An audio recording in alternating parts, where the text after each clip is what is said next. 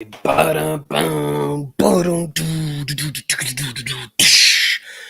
into MJT Football. I'm your host, Tony Tucker. I'm joined by Joe Morley. NFL Mike is not here today. If you were hoping to see him, he'll be back on Friday. We're doing our first previews and predictions show. We always have a lot of fun with that. We're always very wrong, and people are very, very open to telling us that. So put that in the comments there. Today we're talking fantasy football. We're going to do a little mock draft after this, but I just wanted to open up the show with talking about some positive takeaways that I saw from rookies, second, third-year players in the first week of preseason. Just wanted to let you guys know that if you are in here, jump in here.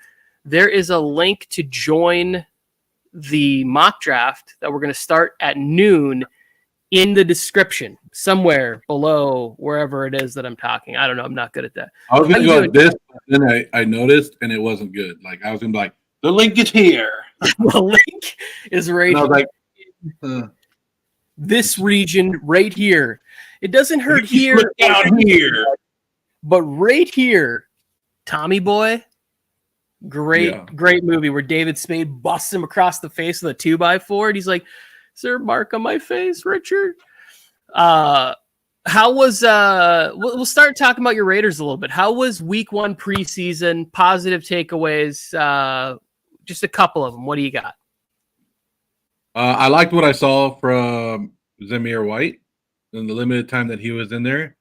I liked how the Raiders moved Brock Bowers around to different positions. You heard about them doing it. He played fullback, linebacker, or fullback, tight end, wide receiver. He was everywhere. And the Raiders drove. Like, people are like, Raider fans are upset that the Raiders got 3 points in their first drive, but hey, they drove down the field. And something that you going into the preseason game, everybody was wondering what the Raiders offense was going to look like. It did. It looked all right to me. So I'm good with it. I think one thing, Tony, Raider fans are losing their mind because it was a loss. We're not used to losing in the preseason. Raiders are the preseason champions. What the hell's going on? Yeah, I definitely. I don't know about that. You guys are the preseason champions. My takeaway for the Raiders, and I think I text you this, was that Zamir White's going to sell a lot of jerseys. Like, I think that this guy is an NFL caliber running back. He's got size and speed, and he looked fantastic out there. Even if it wasn't the full Vikings first team defense, I thought that he looked tremendous. And that is there anything else you want to talk about the Raiders before we jump over to the Vikings real quick? No, I'm good with it. I think I've talked enough about it. Talked enough about the Raiders. Again, anybody in the chat wants to talk about any positive takeaways from the preseason. For the Vikings side of it, obviously JJ McCarthy, I thought, was tremendous. There's errors and things in there, but I thought that he showed some touch on a couple of passes, stepped up, was confident, knew where he wanted to go with the ball, and looked really good out there. And as a Michigan guy, I was very excited to see how well he played. But some of the maybe lesser talked about player on this team was last year they drafted, or I think they gave like a big undrafted free agent contract to Andre Carter, or maybe it was like a 7th round pick. He was a D lineman out of Army, but he was like really small. I saw him out there. He looked like he put on some size. He was number 55. It looks like a good investment, even if it's going to take a couple years of development. I don't think necessarily that he will have like a giant impact, but he looked more NFL ready in this preseason. He just looked bigger. Like, he looked like the investment could pay off. Like, he looked strong out there, maybe not as much in the run, but on passing downs. Like, I thought Andre Carter looked nice. So yeah, positive for them. And here's wait, you're talking about giving people time to develop? You can't be doing that in the NFL, Tony. We need them to be good now. Like, day one, you're amazing. If not, you're out of here. Oh, and that's the thing to me that's just hilarious. Like going through some of the comments and stuff that were sent to me via Twitter. It's like this person is playing in their first preseason game. Like how are we so quick to just like be over or done with this person or whatever it is? Oh, all the camp reports were a lie about this person because they didn't show up. I'm like, people are just outrageous. Dallas Turner also. He looked like he belonged. He was Oh yeah, Dallas Turner looked good. The athleticism when he got to the corner on one of those plays, I was just like, holy shit! Like people that size, that fast, they should be able to move like that. Speaking of Dallas, Tony. Yeah. Did you watch the Cowboy game? I did. I fell asleep. I'm not gonna lie. Like somewhere in mid third, end of the third. It was around interception number 3. I made a video. Some people took it serious, but it was more of a joke video about Bennett teaching you a life lesson to never give up after 4 interceptions. And he could have been colorblind. He might have been colorblind, Tony. He might be colorblind. And he still overcame all the odds to beat America's team, the Dallas Cowboys. Well, I woke up to the excitement of the touchdown pass to win the game, and I was like, "What? How did this happen? Like, how did the Cowboys lose this? Like, what's going on?" But good for Stetson Bennett, right? He's had some troubles off the field and whatever, but he's sticking it out there, and he played the whole game. Like, just getting that kind of experience, those kind of reps at an NFL level. Like, I think it's really smart by Sean McVay. Like, we're going to use this time to develop our quarterback. And where did he learn all those interceptions from? Could it be the guy who's on his team, Jimmy G? I don't know. Jimmy G came out today and said that the Rams are allowing him to be himself, unlike other teams. So maybe Bennett was being himself as well. I don't even know what that I don't know what that means. Like, I don't know. He went to a Super Bowl with Kyle Shanahan. I think whatever version that was, that should be the best Jimmy G as possible. Even if that means you only get to throw the ball 11 times in a playoff run. So, the Rams, another guy that stood out to me was Tyler Davis, a defensive lineman from Clemson. He looked really great. He was in the backfield on a bunch of plays. He kind of plays like that, not like traditional like nose guard, nose tackle, but sort of in that interior defensive line. How good do you think the Rams defensive line is going to be? Because it's a young defensive line, but I think they're going to surprise some people. Yeah, that was one of the things I was looking forward to seeing, and then I should have known, like, Sean McVay doesn't play any starters, so he didn't play Fisk or Verse. I thought since they're rookies, maybe they would play, but he didn't play either of them, so that was disappointing. But you can just see, like, there was a couple plays. They drafted a kid last year in the 5th round, Nick Hampton, like a small school App State guy or something like that. His speed showed up, but he ended up missing a sack on Trey Lance. Like, he just not quite big enough, strong enough, but I thought the speed was impressive. We only got a couple minutes left. I want to talk about the Dolphins because Malik Washington, he's gonna have an impact year 1, I think, on special teams, whether it's kick return, punt return. And then he can really contribute to this offense in year 2. Like, I think that was a really smart pick. And then you combine that with Jalen Wright. Like, they added speed and some dynamic plays. There was a play to Jalen Wright where it's like a bobbled screen pass, and he's so fast, he just reverses field and goes the other way for like 60, like it wasn't 60, but it was like 35-yard gain, and it should have been a loss or an incomplete pass, and he recovered. It's not fair for the Dolphins to be loading up with that much speed. Now, is that speed going to work in December and January? Like, that's the questions we ask. But I think that adding those 2 players to a team that's already that fast is a lot of fun. I think the Dolphins learned last year that they need to be good enough to have home field advantage in the playoffs. Like, we're not traveling to negative degree weather to play because our speed doesn't mean anything. And I don't know if you've ever done that. Like, when you played a fast team, they try to do like different things, like wet the field down so they're slipping everywhere and stuff like that. So cold weather is not going to benefit them. But I think McDaniels is doing a thing over there where he's like, hey, I have the fastest guys in the NFL. I'm going to get them one-on-one matchups, and I think they're going to beat you. Because once they get past that first level and they're gone, good luck catching them from behind. So speed kills, Tony. We've always known that, and Miami's just loading up. Yeah, their backfield is going to be impressive no matter who's on the field. Because you got A-Chain, Mostert, and now Jalen Wright's back there. And I don't know if Chris Brooks is going to make the team. He kind of reminds me of like Brandon Jacobs from the Giants, just a big bruising back.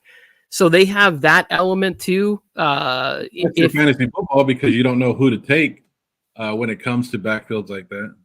Oh, I do. I think the value is with Raheem Mostert, which we're going to be getting to here in about 5 minutes. We're going to tee off this mock draft. There are still spots open. There is a link in the description of this to jump in and join.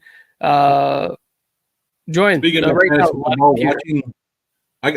there's a couple of things where I watched this preseason, the beginning of the preseason, where I was iffy about fantasy football, and now I'm kind of good with it. Like Jaden Daniels is somebody that I was targeting late in drafts. I'm good with it now. I'm good with picking them up after seeing how they're going to use them a couple times.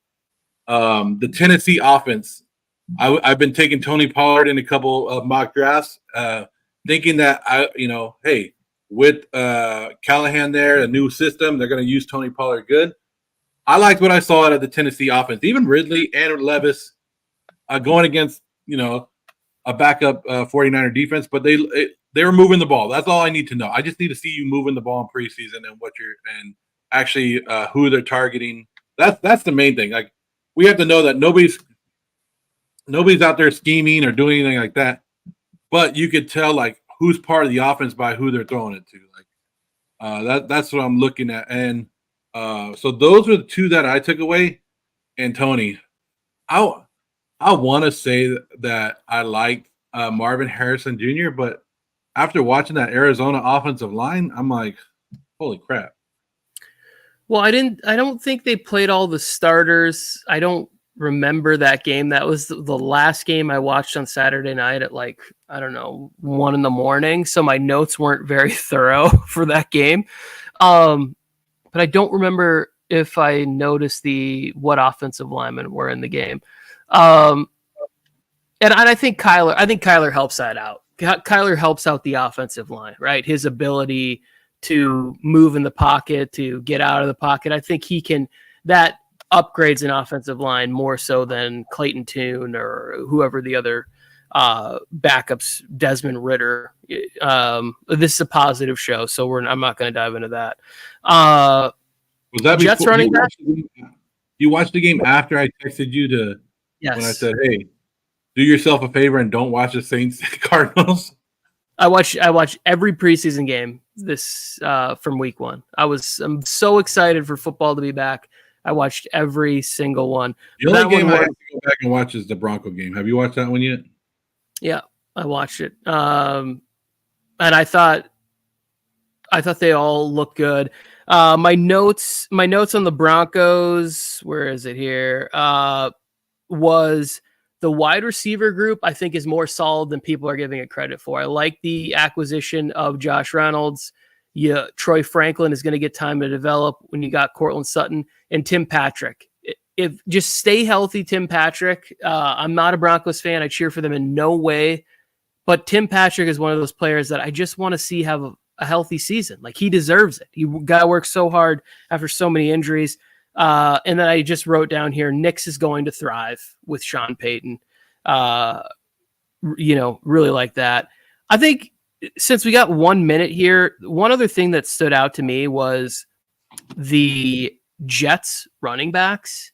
They drafted Braylon Allen from Wisconsin, and they got Isaiah Davis, like a small school North Dakota State type running back. And they also have Israel Abanikanda, who's a player I liked out of Pittsburgh last year, and he was like the 4th running back because you got Breece Hall 1. So this might be a guy that's out there for a team that might need a running back, And Abanikanda's got real speed. He had some health problems last year, but they've got now 3 really good running backs. Like I liked Isaiah Davis catching the ball in the backfield, and Braylon Allen looked like a monster. Albert, Renee, what's up? The link is in there. We are going to start this mock draft. Maybe throughout, I'll get to some of these other players that really impressed me. Yeah, we can talk about it as we go. It's just, I mean, it was so great to just have basically 4 days of football again, Tony. Like Thursday, Friday, Saturday, Sunday, nothing but football. I'm going out to Vegas this week, Tony. The Raiders have an open practice on Wednesday. I'll be there. Woo woo, Raiders! And then we start football again. Raiders Cowboys next week. So, how come they didn't open up practice here in LA? Did they say why? Because the Chargers and the Rams own territory. If it depends on how the distance of your stadium, and you own the territory. So the Rams and the Chargers block the Raiders from opening more to the public. Okay. Well, I mean, I don't know. I kind of that. If I'm the NFL, I'm saying like, hey, the Raiders fans are some of the most passionate people. We want this chaos here. The Raiders, like the Rams and Chargers, so much hate the Raiders, saying, "Oh, we own LA. The Raiders own LA. Raiders don't have nothing in LA." But then when you put the Raider game, the preseason game on, you blocked it in the LA area because of local team. What the fuck? It makes no sense. Well, you ready to start this, Tony? You got the first pick, so. Yeah, Renee says he doesn't see the link in there. I don't. Did I mess up? Did I not put the link in the right description? Oh, he put never mind. He found it. Yeah, I thought I did. I was like, did I mess it up? I mean, it would be the first time that I, he's old like us. Tony. With technology, sometimes gets the best of us. Yeah, I'm ready to start this when you are. I'm first if Renee's joining, I'll wait one more second for him. Yeah. And then we'll go from there. But I don't know. I'm excited for the football season, Tony. Week 1, you and I and Mike will be at SoFi Stadium. That's going to be electric. You already know that. Like, I'm just ready to get back with the football fans. Like, I think that's what's more exciting about the Raiders opening practice. I'm not going to see a lot of practice. It's practice, and it's going to be design plays, whatever they want you to see. But it's being around the football, like just being able to talk football and get that excitement is so much more than anything else that you have going on. Like right now, Tony, in the Raider community, we're talking about Gardner Minshew, Aiden O'Connell. Better than what the 2 people that we've been talking about for the months before that. Yeah, I so for me it was like the same thing. Just going down there now, this is 4 years in a row with my wife and kids, and just getting to be out there and support the team, and football's back. Like it's just like it feels like the kickoff is there, like the everything. So Renee, you ready, Tony? Yep. Starting the draft. I'm ready to kick off. I had a fun time at camp. So if you guys are just tuning in, the Jets traded for Haason Reddick in the offseason as their defensive end.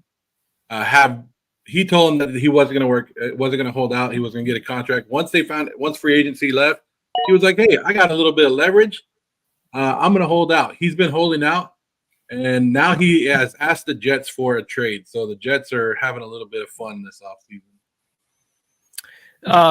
That to me is it's funny that you would put yourself in a position where you can't have it worked out. Like how do you trade for a guy? Because Bryce Huff went to the Eagles.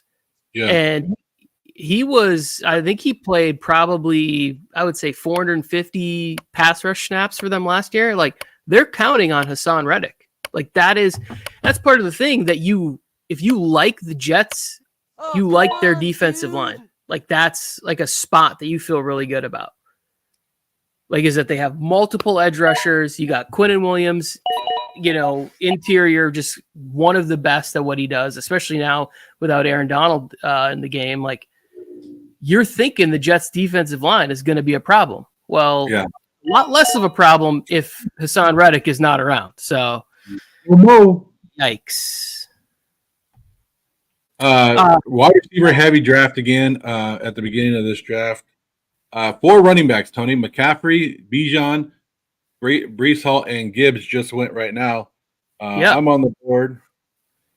You're on the clock. I went Justin Jefferson first. The closer I get to, I'm drafting one. I just we did our draft selection that we did for the league I've been in for 15 years now.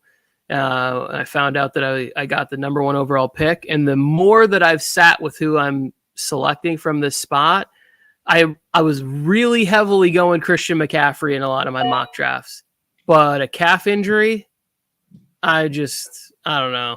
I don't want to start off my season hoping that Christian McCaffrey continues to stay healthy again. Yeah. And that's the thing. Like, well, even with Jefferson, you got to hope that Sam Darnold or JJ does good. But, I mean, he's good enough. But if you miss on the number 1 overall pick, it's a long season, no matter how your draft goes.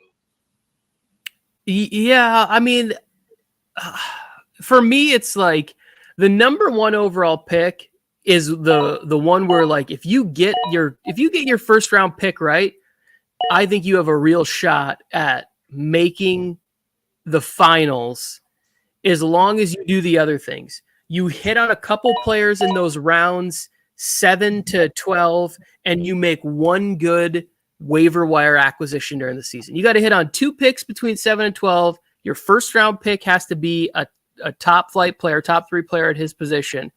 And then you got a real shot to be in the finals.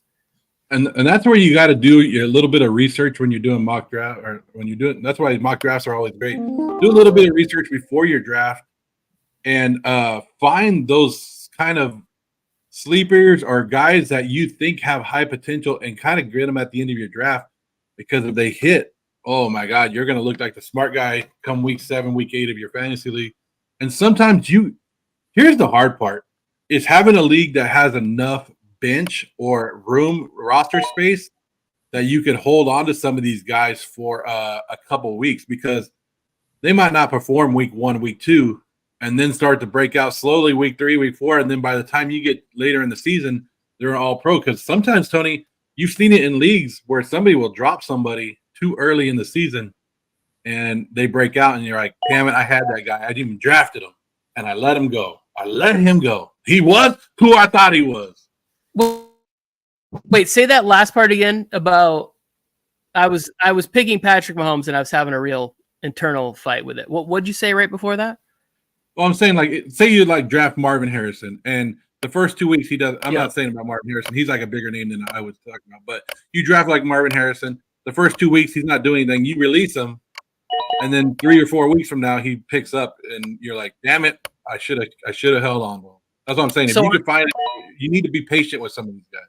So I did that Amon-Ra St. Brown's rookie year. I was talking about how this guy's going to have a breakout. There's not a ton of competition for him, targets wise.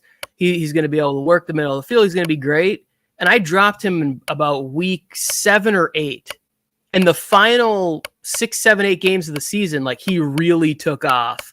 And I dropped him in like 3 out of my 8 leagues that year. And I didn't get to enjoy any of the crazy success he had towards the end.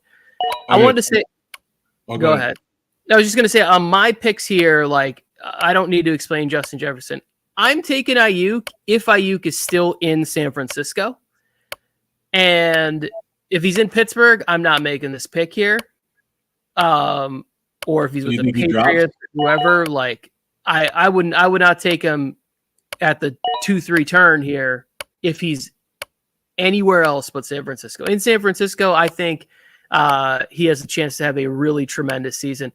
And I'm taking Patrick Mahomes because I feel like in the 3rd round, I really think that this offense has a chance to get back on track and head in the right direction. Even though the Hollywood Brown injury kind of makes me a little nervous about taking Mahomes in the 3rd round now. Like, realizing that the guy has had trouble staying healthy and just proved it again on the second snap of the game, which was an unfortunate injury for him.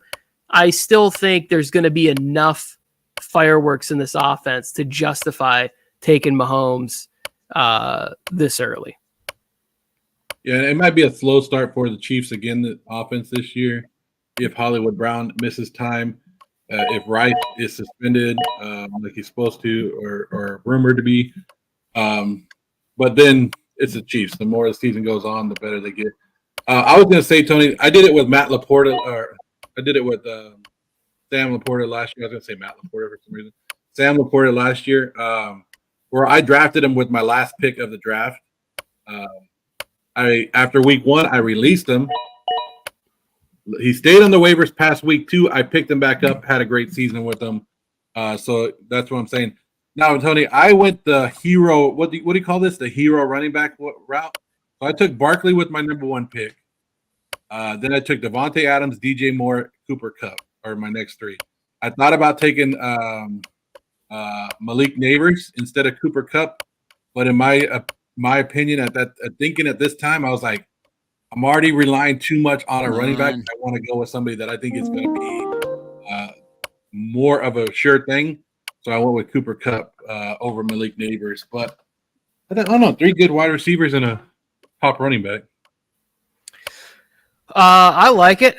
I'm with all that for sure. I'm on the clock right now, and I am leaning 3, 4, 5, 6, 7, 8, 9, 10, 11, 12, 13, 14, 15 running backs already taken, and you decided to not go with another running back. You went with Tank Dell, who I think is going to have a hell of a season with Houston. I think there's a lot of weapons in Houston, and Houston's offense is going to have to find different ways to get everybody the ball, but Tank Dell is a touchdown machine and can make that big play to start the game off when they need it. So I like that pick right there, Tony. And you still go away from the running backs. And you go with Trey McBride, who a lot of people, Tony, are saying that could be tight end number 1 this year. So I'm in this area where it's like I really would like a fantasy team that has Trey McBride or Dalton Kincaid in the 5th round. Like if I have to play a tight end, I think both of these guys have an opportunity to have really big fantasy seasons. And I just like the running back spot here. Like there's some people that I feel okay about where it's like I can draft 4 of these guys and just hope that two of them hit. Like I'll take a couple of quote unquote like lottery ticket type running backs in this situation where I really like Tank Dell in this in the Texans offense, where if you're focused on Nico Collins and you're focused on Stephon Diggs and Tank Dell is getting a lot of work out of the slot, I just think that he has an opportunity to have a really monster year because they also have to worry about Dalton Schultz. And then you got Joe Mixon in the run game. I just think Tank Dell can have a really great year, like a top 12 fantasy season at wide receiver. And that's something I'm willing to get, that I would love to get in the 4th, 5th round. He slowly moved up my draft board. Like last week, I was like, yeah, I'd like Tank Dell in the 6th round. And then the more I was doing mock drafts, I'm like, I'm never going to get Tank Dell. And then I saw the touchdown pass in preseason. You were like, I'm good. Oh, so yeah, I'm in. Tony, one guy I think that is going to have a good season is Terry McLaurin. I like him. McLaurin. I took him right now as my 4th wide receiver. I don't know. I'm trying to convince myself that Washington's offense is going to put up. Well, so one of the things I like about Jaden Daniels is his ability to throw the deep ball. We saw that to Brian Thomas Jr. One thing I love about Terry McLaurin is his ability to go and get the deep ball. So right here, now I'm in. You didn't take a running back last time, and at 1, 2, 3, 4, 5, 6, 7, 8 running backs went from the time you drafted, putting you at like running back 20-ish, somewhere around there. Which I said, there's guys that I'm willing to wait and take shots on that I think Zamir White could really be a big time player. And then I'm getting so you still got two guys that are basically number one on their depth chart on their team, and you got them. What round are we in? 6 and 7. Yeah, at the 6-7 turn, then I can come back. There's going to be at least one more running back on the board that I'm willing to take a shot at in this area here and get a fourth wide receiver. So it's like I'll have 3 running backs in this range. I've got a top flight quarterback, a guy that I think's a top flight tight end with, where people would look at my roster and go, "Oh, I don't love your running backs." And it's like, okay, fine. That's something that I'll target on the waiver wire that I could try to, acquire through trade in the season.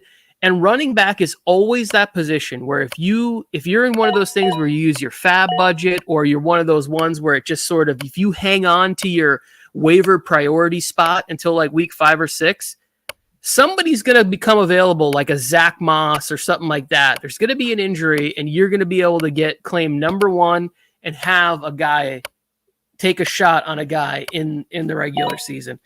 The other guy I was debating between at that spot was Raheem Mostert, where I took Ramondre Stevens. But like I was saying at the beginning of the show with the Dolphins backfield, it's like A-Chain, Mostert, and then trying to get things going with Jalen Wright. Yeah. I will say the computer just took Javonte Williams, and I was encouraged to see that he was the first one out there for the Broncos, but also like I just don't see the juice that I was so excited about from after that knee injury. Like it just doesn't look the same as it did before. Like they gave him like a crack toss and he got to the outside. He got 7 or 8 yards, but it wasn't. Yeah, I had Javonte Williams, and I was looking at him. I was staring at him, and I ended up going with Gus Edwards. Just the same way, Tony. Coming back from the injuries that he's coming back from, and wanted to see what they have in Denver. I don't know. Sometimes I talk myself out of picks, and that might be one of the picks that I kick myself later on in the season for, and everybody will do it because of like. For some reason, if you in fantasy football you hold injuries against players, or there's something that a player did in your past, and you're like, nope, I'm not gonna pick him because I picked him 2 years ago, and he went injured for 4 weeks, and so I don't know. Injuries happen in NFL, and you got to get over it. But do you ever do that in fantasy football, Tony, where you're just like you overthink a pick because you did something in the past? Oh, 1,000%. There have been certain players in the past where I'm like, I'll never draft. It happened to me with Amari Cooper when I needed like 4 points. I want to say it was like Sunday Night Football or something. And they're like, Amari Cooper's going to give it a go. He's going to play. And he went out there and ran like one route and went back to the sidelines with like hamstring. And I was like, I ended up losing.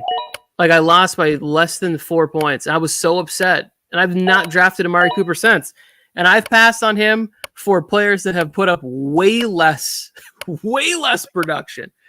Fantasy Football Therapist. We gotta get the link out to Fantasy Football Therapist next week. That's what we're gonna do, Joe. We gotta make that our point. You gotta get on Instagram and send it to people like Fantasy Football Therapist. I think taking Justin Jefferson at the 1 spot is not spicy at all. We were doing it last year, and the only thing that's changed is Kirk Cousins is now gone and Sam Darnold's there. And I'm fine. I'm happy with Sam Darnold or JJ McCarthy, either one. I'm happy with either one of those guys getting the ball to a guy Kevin O'Connell is going to scheme for every single week. Go ahead. Yeah, I'm going to have to sit down with the therapist because I'm still going over stuff last year when I lost my fantasy matchup against a team that had George Pickens and Amari Cooper that both put up like 50 points that week. I don't know if you remember that, Tony, but Amari Cooper went off against the Texans, I think it was. Yeah. Texans? It was, or somebody. I think it was the Texans too. Oh, I'm back on the clock. Look at this, not paying attention. So I'm gonna have to sit down on the couch, talk to him about that. But it's weird. Like injury reports are supposed to help us a little bit, but coaches are being so quiet with it. Like Harbaugh this year for the Chargers. If you're looking for anything coming out of the Chargers on injury reports, Harbaugh's not going to give it to you because he's going to read exactly what it says. It's going to say Justin Herbert, foot injury, and that's what he's going to tell you. And you're going to be like, "Well, is he playing? I don't know. He has a foot injury. I'm not a doctor." So, but this is here's my rule of thumb when it comes to injury reports for fantasy.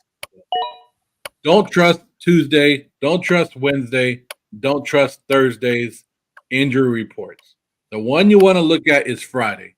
If they practice Friday or they're limited, more than likely they're going on Sunday. If they don't do anything, it says does not practice on Friday, I'm not starting them. Yeah, I don't know that I would start them if they're, obviously if it's Sunday night, Monday night game. I usually have a problem starting those guys.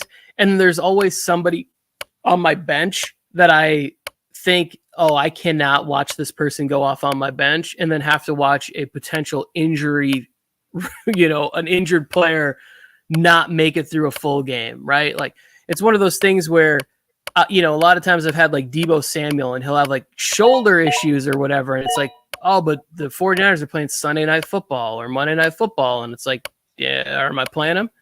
Like I really struggle. Guys on injury on a short week too. I almost never play guys on Thursday night if they are coming in with any sort of like shoulder, knee, anything like that.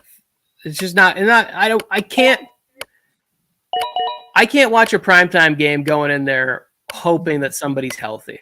I'd rather just pray for their health and have them on my bench. And if they go off, I'm fine with it. Well, I always tell myself I'm not going to start nobody on Thursday night. And then 2 hours before game time, I'm looking at it like, who can I play tonight? That's going to be a sneaky pick, and they're going to put up some points where my opponent is scared come after the game. I'm going to be up by 30 points, and I screw myself. And the guy goes like for 2 points. And then from Thursday to Sunday, I'm staring at my team going, why the hell did I play him? Why did I talk myself into doing that? It was dumb when I could have played somebody else. So Thursday games are, but then again, I don't know. I was gonna say I'll talk myself out of it. I never do. I always talk myself into playing somebody because when there's only one game, same thing like on Monday night, Tony. You do the same thing. When there's a Monday night game, you lost out. No, I got who I wanted. It just went up against the wire there. There's a Monday night game. You always try to save somebody for Monday night. Just so your opponent, even if you're winning or losing, like you want your opponent to be like, there's a chance that this guy could either win or lose his game. Yes.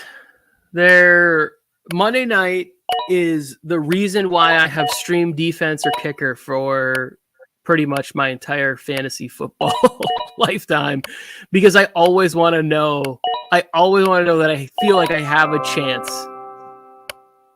And a lot of times, like if there's an option, like if I think it's close for flex options between the two, Joe, I will always play the guy that goes on in primetime, especially if it's Monday Night Football. Like if it's close, if I'm sitting there and I'm like, okay, I got George Pickens. He plays the 1:00 game on Sunday, but I got Khalil Shakur on Monday Night Football.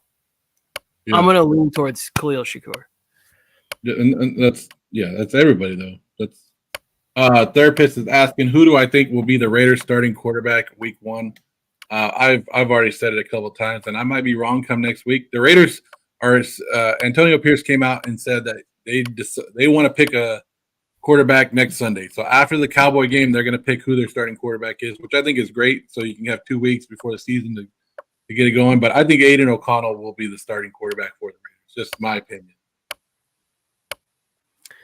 I think they're going to give the start to Aiden O'Connell too. Like I think that they liked what they saw on the first drive. They would have loved it if he would have thrown the ball away, or if there wasn't sort of, me and Joe talked about that play on the sack by Dallas Turner.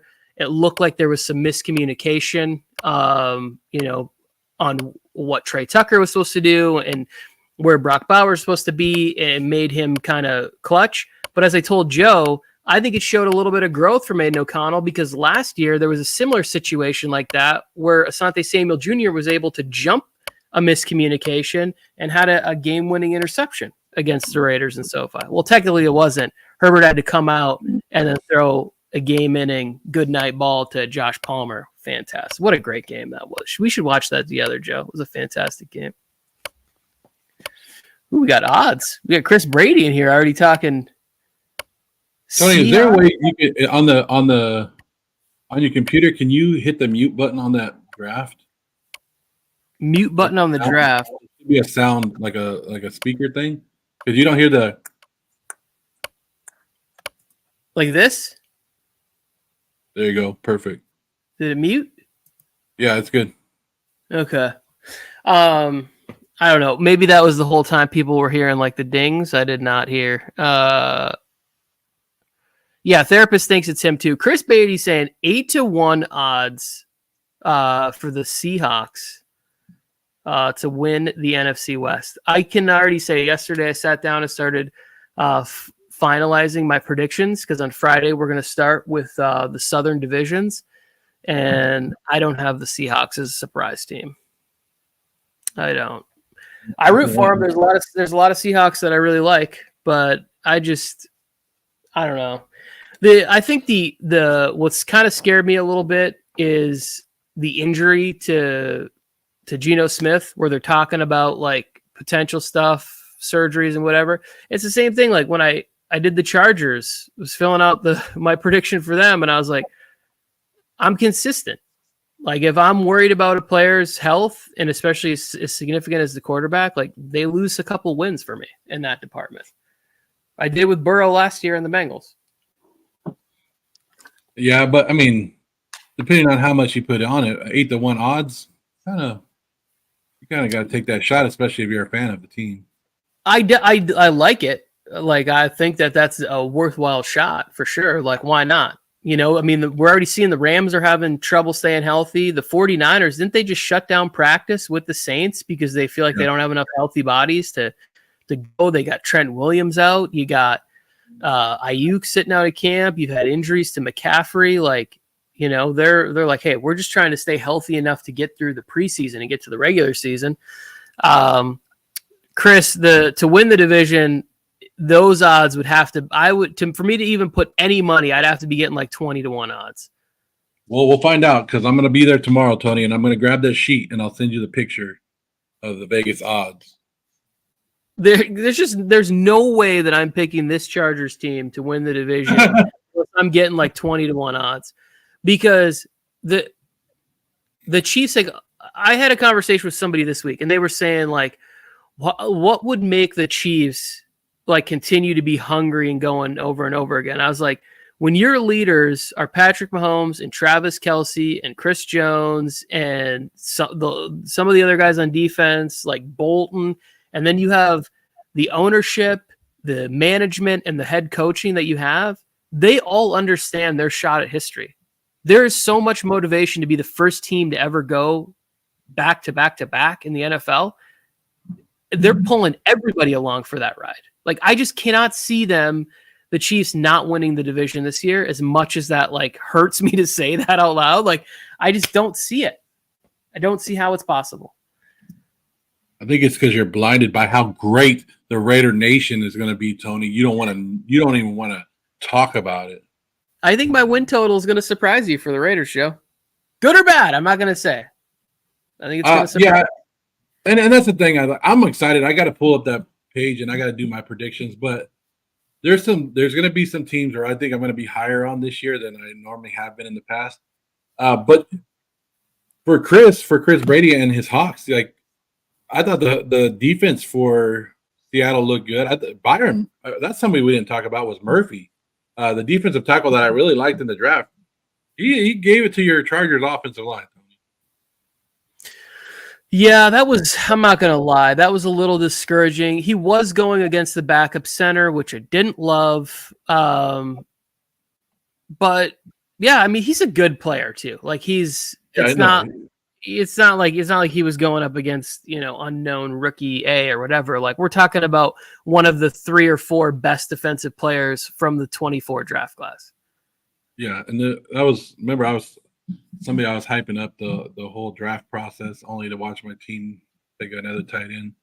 I texted you guys this weekend, Joe. Like, I've never seen so many NFL ready rookies ever. Like, watching, like, even Jerzon Newton had a nice play where he got into the backfield. You just see like the quickness and they just have skill. Like, it's not like top, maybe like they still have room to go. Obviously they haven't reached their ceiling, but like watching Latu out there was phenomenal. And Dallas Turner, it was great. Like, I just saw a lot of rookies where I was like, oh, these guys are coming to play. Young, right? This is the end of the COVID class where some of these guys are coming in a little bit older with more reps and more years, right? Yes, and we're also seeing now where like all of the training, the specialized training that these guys are going, like it is starting to add up, and it's all snowballing where these guys are coming into the league at a higher level. Like a lot of times, like the tackle play is even a lot better for some of these guys when they first get there. So I'm excited. I was happy to see how well Joe outplayed and that he stayed out there as long as he did. Like that was as far as we're talking Chargers. Defense were my only positive takeaways. I don't know how many people watched that game. I watched every snap. It was fucking brutal. Oh my goodness. Was it brutal to watch? No, but I'm like you said, I don't know how much we should take away from the preseason, because all it is a glorified practice, but you get caught up in the games because it is a game, right? You get caught up in the scores because they keep score, and you just want your team to win. But we're football fans at the end of the day, Tony, where you just root for your team, and if you don't see something, but it's hard to watch a preseason game and not be like, what the hell? And be like, oh, it's only practice, and tell yourself that. No, as a fan, we're trying to train ourselves too to be back in those emotions. And yeah, we got 6 months of one team telling us how to act or giving us mood swings back and forth, Tony. Well, I don't need any. I get excited. I was jumping around for a preseason game. Like, I really root for these young people. Like, they're out there chasing their dreams, and you get to see somebody that you read about and how hard they've worked or injuries they've come back from, and they're out there making plays. It's like, I root for those human beings. Chris, I don't know if anybody here in this chat knows you or not, but maybe next Monday you should come on, before or after the mock draft Monday, and we'll talk for 15 minutes. You can give some of these odds here, because I'm not really tied into this as much as I used to be, sort of before I had kids and I had money that I could waste on gambling. But yeah, I think this is interesting. 3-1. There's no way I would bet the Chargers to win the division. I wouldn't even put $1 on that. Like, I wouldn't, nothing for 3-1. Like, it's just not there. I don't know. No. Let's maximize the screen and reach out to Joe. See if you're available. Yeah, let's go to the full size here. So my team, I feel really great. My favorite positions are quarterback. We got here, tight end. Feel strong about that position, and wide receiver.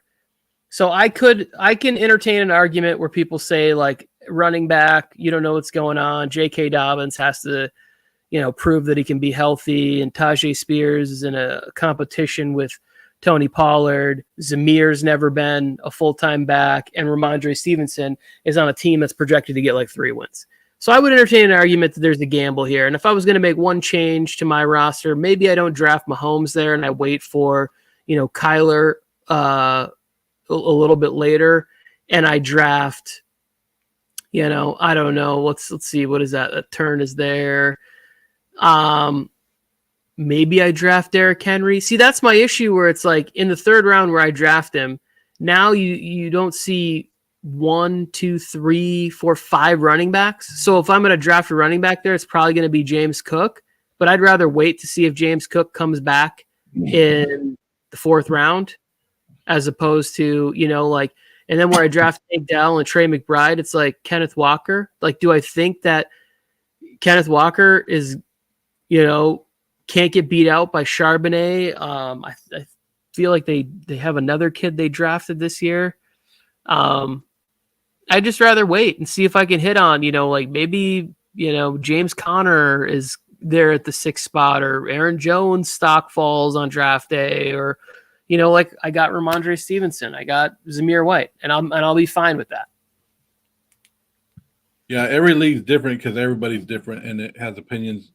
So yeah, you could have had might have had a couple people fall with you, but I don't know, Tony. I was questioning you early in the draft, and then you got me going. You won me over when you took Zamir White and Stevenson back to back. I was like, oh shit! All right, well, you did good. So with these last couple picks here that we got in rounds 12 and 13, it's like Gabe Davis is wide receiver 6 for me. If he hits first couple of weeks, I got something. If not, if he's not part of the offense, I can drop him. Jaleel McLaughlin is another player where it's like a lot of times he is, a passing game. Like he might be the 3rd down back. I still think it's probably Samaje Perine, like that he just likes the pass protection. He likes how smart he is, so I think he'll probably leave him out there. But Jaleel McLaughlin is going to compete for touches. Like he's an explosive player. He drafted him. I have this weird feeling, Joe, that, and then after this we can move to your team. The putting Javonte Williams out there as RB1 felt to me a little bit like, hey, we're going to showcase this guy to see if we can't trade him. Right? Like we're going to put him out there. We're going to put him out there with our starting offensive line. We're going to get him in some advantageous places. And maybe when it comes like down to cut time, we'll look around at a team that might have evaluated him high. Are they willing to give us a 5th or a 6th round pick for Javonte Williams so they don't have to compete with him in a waiver situation? Because they have a lot of backs. You got Audric Estime, McLaughlin, P. Ryan. There's another player there that's escaping my brain right now, but I don't know that they can keep all those running backs, and I could see them trying to trade Javonte Williams. That could have been it. Like, hey, preseason film on somebody, and then you get whatever you can for them by showcasing them. That could be it because they did so good with, like you said, with the other running backs last year. And if they know that he isn't 100% or he isn't the Williams that he used to be, and you try to pawn him off, do what you got to do. Yeah, you get some film out there. Let's talk about your team. How do you feel about this? How it turned out? I'm good. I'm good with it. I mean, like I said, I talked about Jaden Daniels early, where I like taking a rookie quarterback because you never know what's going to happen with it. Then I turned around. I could have took Aaron Rodgers. I could have took, I think Kirk Cousins was on the board, or Jared Goff at that time. But I was like, Herbert. Herbert was going top 3 last year. I know the offense has changed a little bit, and he's a little bit hurt. But if I'm going to take a rookie quarterback, I want a veteran quarterback to go along with it just in case something happens. I'm good with that. I like Dallas Goedert, Tony. I don't know why. I think you saw a difference in the Eagles' offense when he's rolling. So I'll take him, and I'm good with Barkley and Pollard. I don't know about Gus Edwards. I took him. I was questioning it, but that's one of the guys. If the Chargers are really going to run the ball, just who they're going to give the ball to, I don't care who, but they better give it to somebody. But I was hoping to get Nick Chubb right there and sneak it in, but they got one pick before me. Yeah, that's I think this is a great team. The quarterback situation, I really like pairing 2 players like that together, right? I think there's a nice floor with upside for both of these guys, either way you look at it, and you're going to be able to play matchups there. Wide receivers, phenomenal. Where you drafted Polk and the 49ers defense here and a kicker, like I don't really do that. But if you look around of players you could have gotten, like you could have gotten running back still where there's going to be some value potentially. Tyler Algier, Khalil Herbert, there was one other running back. Rico Dowdle might be worth a pick. So I just think that there's Braylon Allen. I think there's an opportunity still where, like, if those are your three running backs, I still think you can add depth in rounds 11 through 12 in this area here, where it's like, you could have had a Jerome Ford instead, where it's like, I don't understand why Jerome Ford is going this late in drafts. I didn't even realize he was down there this far. Like, he's going to be the starting running back for the Cleveland Browns to start the season. Yeah. Like, I need to make a mental note that I will not allow myself for Jerome Ford. Like, Nick Chubb isn't going to be back that soon, and when he's back, like, he's going to be worked into the offense, and he's not going to be carrying like the same workload that he's had in the past. And even some would argue that workload has never been what we thought it should be. He kind of maxes out at 15 to 18 touches a game. So I just think that there was an opportunity to strengthen the running backs, but I love the wide receiver situation. I think the running back situation is strong, and I agree with you about Dallas Goedert. Dallas Goedert is one of those players where it's like we don't give him the same value. We don't put him in that same area of sort of that second tier tight end, but I really think that's what he is. Like, I think he's not going to be quite in that like Kelsey tier of years past, but should he be in that tier of like TJ Hawkinson and George Kittle, where people thought Kyle Pitts would be? Like, I think he's the top end of that second tier, has that ability to be that guy. Yeah, I like it.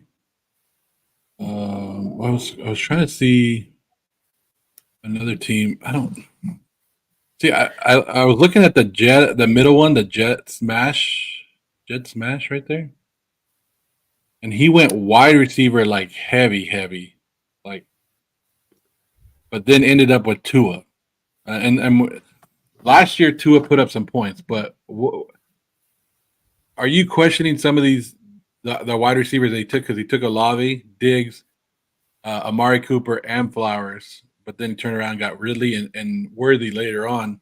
What are you thinking on that team, Tony? Like, so I probably like Drake London a little bit better than I like Chris Olave because of the quarterback situation, right? What's going on, Zero Hari, brother? I probably would switch that around and go London because of the quarterback situation there. I think the Diggs, like, all of the players he got are good. Don't get me wrong. I would have just made different choices in those areas based on what was available. Because you're telling me now you're drafting Stephon Diggs, but then you could have had DJ Moore or Jalen Waddle. Like, so now he comes back the other way and you draft Devonta Smith. I'm sorry, you draft Zay Flowers, but you could have had Tank Dell or DK Metcalf, which I think are guys in better passing offenses. Like, Ryan Grubb came from Washington to Seattle. Like, I think Seattle's got a chance to put up some good passing numbers this year. Like, if Geno can stay healthy, and even if Geno can't stay healthy, Sam Howell is a good backup. He can sling the ball. So I'm not going to lie. I was hoping DK would be here, and where I took Tank Dell, and I probably might have gone, for DK Metcalf and Trey McBride. But it's a good team. It's, he still ended up with Aaron Jones and Breece Hall. That's good. I think Njoku's another one of those guys that we kind of dip on. So one of my notes, Joe, let's get out of here. This is enough mock. Get out of here, mock draft. Get off the screen. Let's go back to this look. So one of the last things I want to talk about, appreciate everybody who's been in the chat and was there with fantasy. We love football season. We love talking about all this stuff.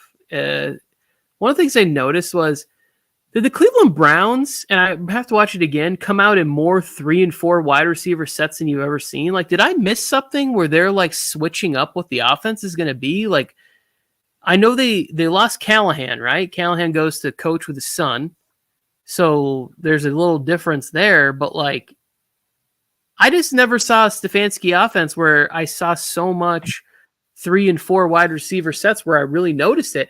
And maybe that's why they've been loading up on wide receiver. Why we saw like, hey, they're trying to trade for Brandon Ayuk. They traded for Jerry Jeudy. You know, they drafted David Bell 2 or 3 years ago. They drafted Tillman from Tennessee last year. Like they've acquired Elijah Moore in the past. Like they just have a lot of wide receivers. So maybe 3 and 4 wide receiver sets are the direction they're going. But I've just never noticed that. Like, are they trying to play in more into a spread it out Deshaun Watson style offense as opposed to getting Deshaun to fit into what's worked so well for them in the past? Yeah. Well, Deshaun Watson, Tony, what did Winston say? Knick knack, paddywhack, give a dog a bone. When he gets rolling, he's on one. Yeah, I did. Jameis Winston is going to be a media superstar when he retires. He is going to be absolutely dynamite for somebody, for anything. He might be able to start his own podcast and network and just get the ball rolling, and people are going to tune in. Like if Jameis Winston started a podcast, I definitely think people are going to be there. I may have misspoke. I don't think I said Harry Callahan. I think they said they had Callahan, but my words ran together. Either way, Harry Callahan, Harry is. I don't know. Yeah. I don't know where I was going with that, but I think I meant to say they had Callahan, not Harry Callahan. I don't know. Olin, thank you. Bill Callahan, the greatest coach of the Raiders, right? And he said, "You got to be the dumbest team in America." That's funny. I agree. Dumb. Dumb to doobie dumb. I think this was a great mock draft. And the more, like we talked about every time we do mock drafts, the more you do, the more prepared I feel for my regular drafts, which are going to come up. Tony, some people have already drafted. Like some people love drafting early in the preseason. I'm not about that. I'm all about the end of the preseason, where you can see a lot more. What do you think? Early, Tony, or late? I would prefer to draft on the 30th or later every league that I'm in. I understand that it's not always possible to get everybody available that late, but I will never, ever vote for a draft date before like the 25th of August. Like I had some people in one of my leagues saying like, hey, it's draft season. Who's available on like August 8th or something, or August 9th, like this past weekend? I was like, absolutely not. We are not drafting this weekend. Like, I don't care if we have to wait or if I have to draft from my phone because I can't make it to another date, but it needs to be later. Because it's also like the excitement, the closer you get to the season. Because the thing that I hate the most is then having a team that's drafted early and then you're just sitting there looking at the roster and you're tinkering with things based on preseason. That's dumb. Yeah. I always like it though when you do an early draft and like somebody gets hurt or in Andrew Luck's case retires or something and you're like, well, I just drafted that guy for no reason. Yeah, I told you about that. The draft I had a few years ago where it was like the guy didn't know that J.K. Dobbins had gotten hurt earlier in the game, and then he drafted him. And then a couple picks later, I was like, oh, yeah. I was like, I got my guy Gus Bus. And then like the next week, like the first play of the game, Gus Edwards then went down with an injury. And it was like, this is what we get for drafting on August 22nd. We should have waited until the 30th. And in this league, we've done a better job. I think my draft in the league this year is like the 26th or 27th or something. I was looking through here to see. So I want to say this is about the Bengals, and this will be my last thing of notes here. I really liked Andre Oshivas last year for the Bengals. I think he's going to fit in nicely, but I think the Bengals wide receiver core is absolutely loaded with Chase and Higgins, and then Jermaine, I think I'm getting the name right, Jermaine Burton from Alabama. Like I thought he was the steal in the draft, and then he went out there.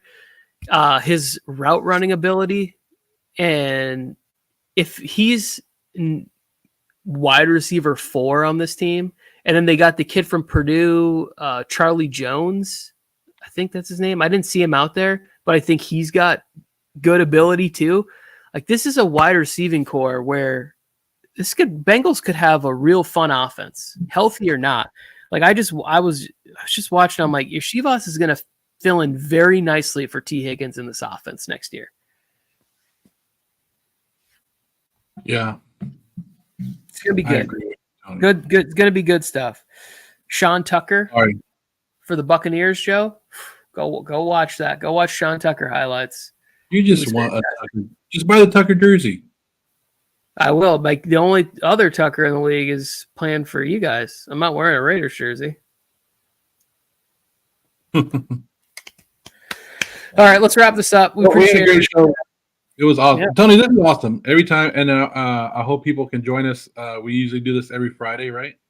Yeah, well, Friday, not mock draft, but Friday we'll be back. NFL Mike will be here, and we're going to make our ridiculous, baseless season-long predictions for the NFC and AFC South divisions. And it's always, the comments for those are always just the best. This is why you guys aren't GMs. You guys are idiots.